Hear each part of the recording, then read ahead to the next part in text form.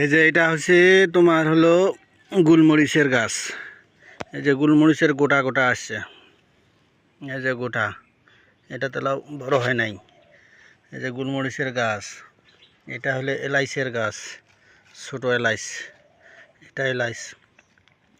আর হলো এটা দারচিনি। দারচিনি ছাল খেয়া দেখলাম সেই সেন করে আর ঝাল করে। হ্যাঁ, এটা মাটিতে পুঁতে রাখছি। এখন মনে করো যখন বাড়ি যাব চারা তুলি নিয়ে ব্যাগে ভরে নিয়ে সোজা কুড়িগ্রাম। অবশ্যই গোলমরিচ ধরবে, দারচিনি তো ধরা কিছু নাই, খালি গাছ মোটা হবে, ছাল ছিঁড়ি খাবেন শুকি। আর এলাচটা ধরতে 2-1 বছর দেরি আছে, এলাচ গাছটা বড় হোক। এই হলো আমার গাছ, ঠিক আছে।